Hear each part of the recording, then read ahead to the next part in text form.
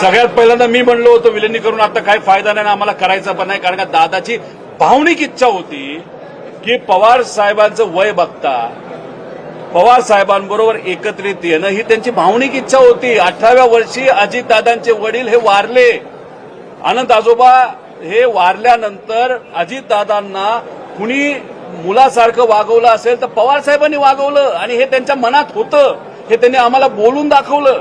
जेव्हा रेवतीचं लग्न ठरलंय हे सांगण्यासाठी पवार साहेबांनी अजितदादांना फोन केला. मी तिथं होतो, पण पवार साहेबांना कफ असल्यामुळे पवार साहेबांना बोलता येत नव्हतं. पवार साहेब काय बोलतात हे दादांना कळत नव्हतं आणि ही ती परिस्थिती बघितल्यानंतर दादांच्या डोळ्यात पाणी मी बघितलेलं आहे.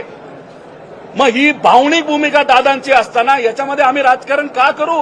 अरे नको आम्हाला हे विलिनीकरण, पण अजितदादा न्याय तर द्या, त्याच्यासाठी एफआयआर तर करा. साधी एफआयआर होत नसेल तर अजितदादा न्याय कसा मिळणार असं आमचं मत आणि लोकांचं मत आहे.